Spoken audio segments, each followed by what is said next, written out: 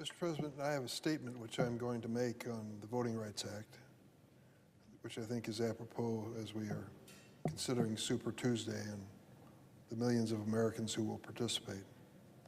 But first, I would like to address the comments that were just made by the Republican Senate leader. Mr. President, you're a member of the Senate Judiciary Committee, and you were there the day when Adeel Mangi's nomination came before our committee. It's a unique nomination.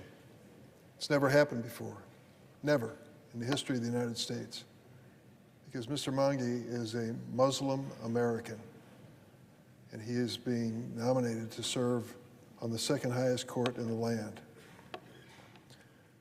When you read his biography, and I don't have it before me, I'm going to come back when I do have all the information before me, you cannot help but believe that this is an extraordinary individual and an extraordinary lawyer who is seeking this spot.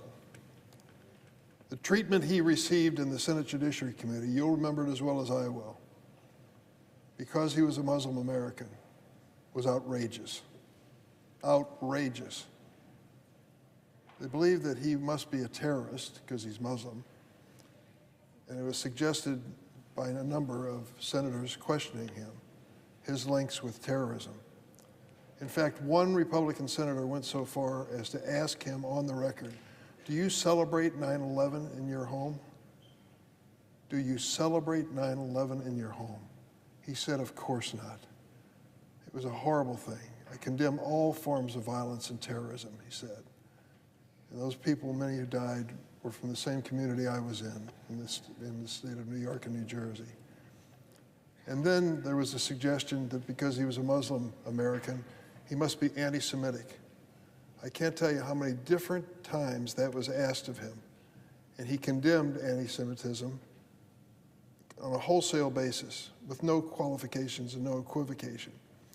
The questioning on that area was so outrageous against this individual, this Muslim American, so outrageous that the Anti-Discrimination League, a national organization highly respected that stands up for Jewish Americans and their rights and speaks out without hesitation when people are being critical and prejudicial to Jewish Americans, sent us on the Senate Judiciary Committee, unsolicited, a response to the questioning he faced.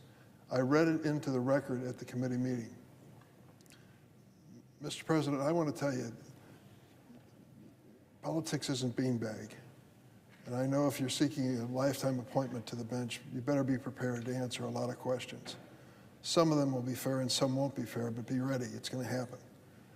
But what happened to Mr. Mangi in that committee was beyond anything acceptable by Senate standards.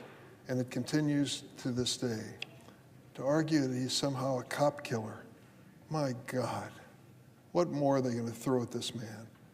I'm going to come before the Senate on another day, maybe even tomorrow if I can do it, and tell the whole story about his nomination.